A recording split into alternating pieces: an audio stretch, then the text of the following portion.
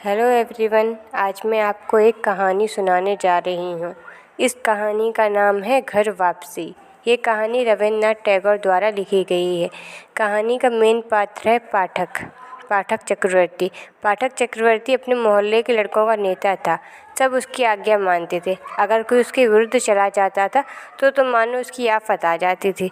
सब मोहल्ले के लड़के मिलकर फिर उसको मारते थे जो पाठक के विरुद्ध जाता था। फिर आखिरकार बेचारे को विवश होकर पाठक से क्षमा मांगनी पड़ती। ऐसे एक बार पाठक ने एक नया खेल सोचा। नदी के किनारे एक लकड़ी का बड़ा लट्ठा पड़ा था। उसकी नाव बनाई जाने वाली थी। पाठक ने कहा, हम सब मिलकर उस लट्ठे को लुढ़काएं। जो लट्ठे का स्वामी होगा वो हम सब पर क्रोधित होगा। फिर हम सब मिलकर उसका मजाक उड़ाएंगे और फिर उस पर खूब हंसेंगे। सब लड़कों ने उसकी बात मान ली। उसने कहा ठीक है। सब लड़कों ने मिलकर कहा ठीक है। खेल शुरू हुआ। जैसे ही खेल शुरू हुआ तो पाठक का छोटा भाई, जिसका नाम था मक्खन, वो बिना किसी से कोई भी शब्द कहे लट्ठे पर बैठ गया। लड़के रुके और थोड़े समय मौन रहे। फिर एक लड़के ने मक्खन को धक्का दिया, परंतु मक्खन वहाँ से नहीं उठा। यह देखकर पाठक को गुस्सा आया। उसने कहा, मक्खन, यदि तुम नहीं उठे तो इसका बुरा परिणाम होगा। किंतु मक्खन वह सुनकर और आराम से बैठ गया। अब यदि पाठक कुछ नहीं करता तो उसकी बात हल्की पड़ती, तो उसकी बात जाती रहती। बस उसने आज्ञा दी कि लट्ठा लुढ़का दिया जाए। लड़कों को जैसी आज्ञा मिली, उन्होंने 1 2 3 कहकर लट्ठे की ओर दौड़े और सबने जोर लगाकर लट्ठे को धकेल दिया। लट्ठे को फिसलता और मक्खन को गिरता देखकर लड़के बहुत प्रसन्न हुए, लेकिन किंतु पाठक थोड़ा भयभीत हुआ, क्योंकि उसे पता था कि इसका परिणाम क्या होगा। आखिर मक्खन उसका छोटा भाई था। मक्खन ज़मीन पर से उठा और पाठक को लाते और घूंसे मारकर घर की ओर रोता हुआ चला गया। पाठक को लड़कों के सामने इस अपमान से बहुत क्रोध हुआ। वह नदी के किनारे मुंह हाथ धोकर बैठ गया और घास तोड़कर चबाने लगा। इतने में एक नौका वहाँ पर आई, मतलब एक नाव वहाँ पर आई, जिसमें एक अधेड़ उम्र का व्यक्ति बैठा था। उस व्यक्ति ने पाठक के समीप आकर पूछा कि पाठक चक्रवर्ती कहाँ रहता है। पाठक ने उपेक्षा भाव से बिना किसी और संकेत किए हुए कहा, वहाँ। फिर से घास चबाने लगा। फिर उस व्यक्ति ने पूछा, कहाँ। पाठक ने अपने पाँव फैलाते हुए फिर से उत्तर दिया, मुझे नहीं मालूम। इतने में उसके घर का नौकर आया और उसने, पाठक, तुम्हारी माँ तुम्हें बुला रही है, बोला। पाठक ने जाने से इनकार किया, किंतु नौकर, जो कि मालकिन की ओर से आया था, इस वजह से वह उसको ज़बरदस्ती मारते हुए ले गया। पाठक जब घर आया तो उसकी माँ उससे बहुत गुस्सा थी और उन्होंने उससे पूछा, क्या तुमने मक्खन को फिर मारा। पाठक ने जवाब दिया, नहीं तो तुमसे किसने कहा। माँ ने कहा, झूठ मत बोल, तुमने फिर मारा है। पाठक ने फिर उत्तर दिया, नहीं, ये बिल्कुल असत्य है, तो मक्खन से पूछो। मक्खन अपनी बात कह चुका था और उसने बोला, मुझे मारा है, इसलिए उसने अपने शब्द कायम रखे और दोबारा फिर कहा, हाँ हाँ, तुमने मारा है।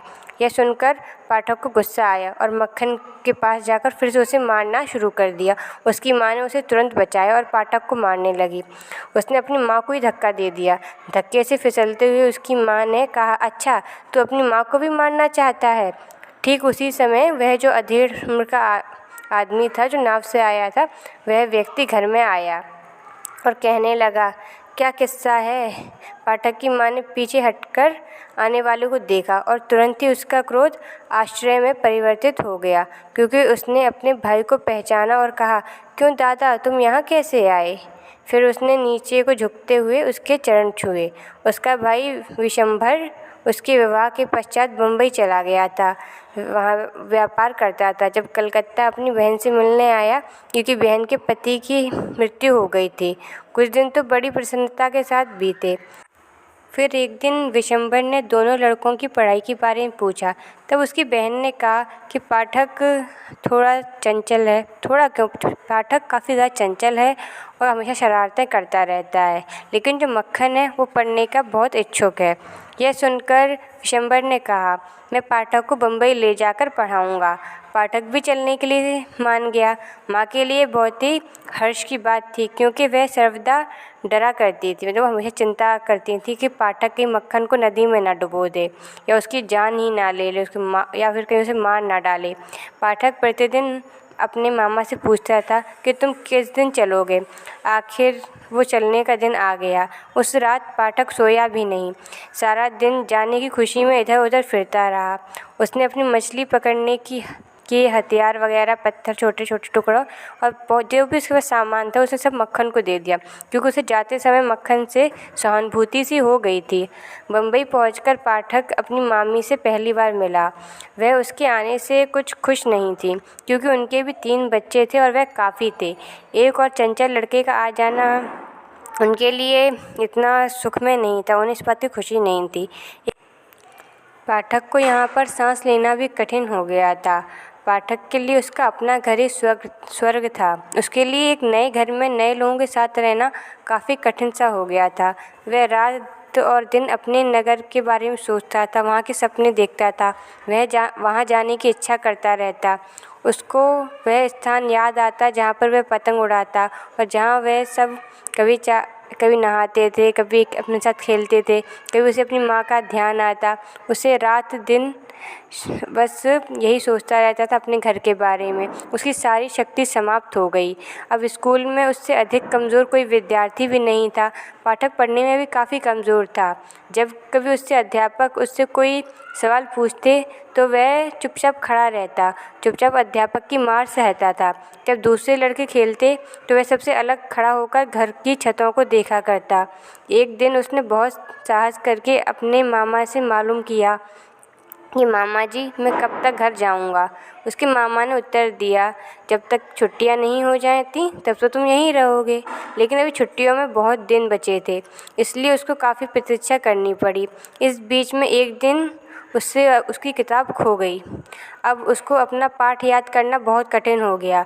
प्रतिदिन उससे टीचर उसके बड़ी बुरी तरीके से मारा करते थे। रोज़ उसके टीचर उसे पीटा करते थे।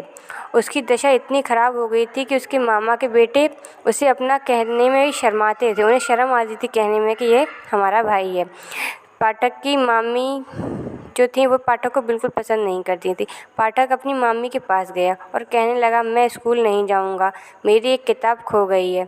उसकी मामी को गुस्सा आ गया और उसने अपने होठों को चबाते हुए कहा, दुष्ट, मैं तुझको कहाँ से महीने में 5 बार किताबें खरीद कर दूंगी। इस समय पाठक के सिर में दर्द उठा। वह सोचता था कि मलेरिया हो जाएगा, किंतु सबसे बड़ा सोच विचार यह था कि बीमार होने के पश्चात वह घर वालों के लिए एक और आपत्ति बन जाएगा। दूसरे दिन सुबह पाठक कहीं भी दिखाई नहीं दिया।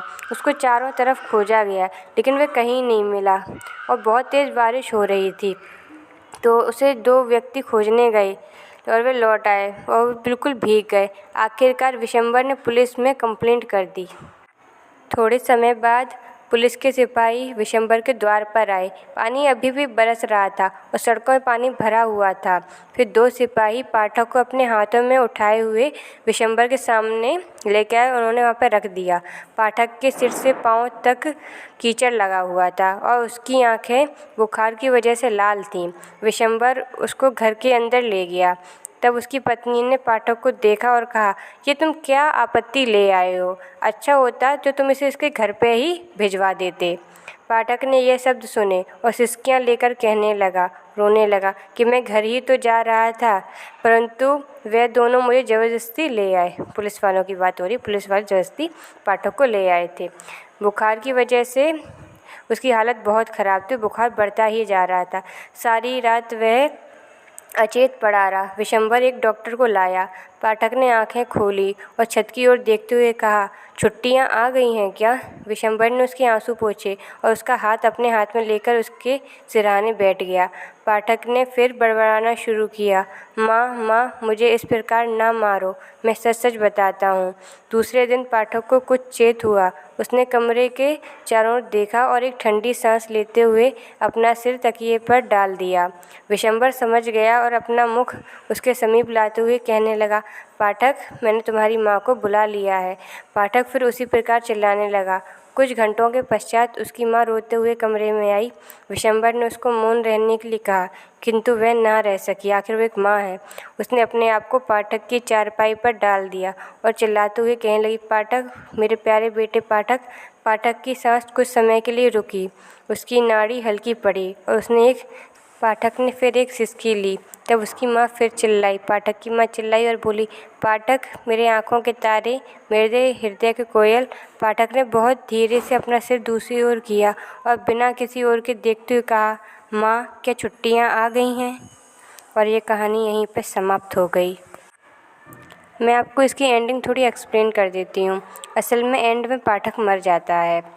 पाठक अपने गांव से अपने मामा के पास रहने के लिए आता है, लेकिन शहरी जीवन और स्कूलों का अनुभव उसके लिए बहुत ही दुखद होता है और वह पढ़ाई में काफ़ी कमज़ोर होता है। तो उसके टीचर्स उसे मारा पीटा करते थे। उसकी मामी भी उसे पसंद नहीं करती थी, क्योंकि उनकी मामी के पहले से 3 बच्चे थे और वह पाठक को पसंद नहीं किया करती थी।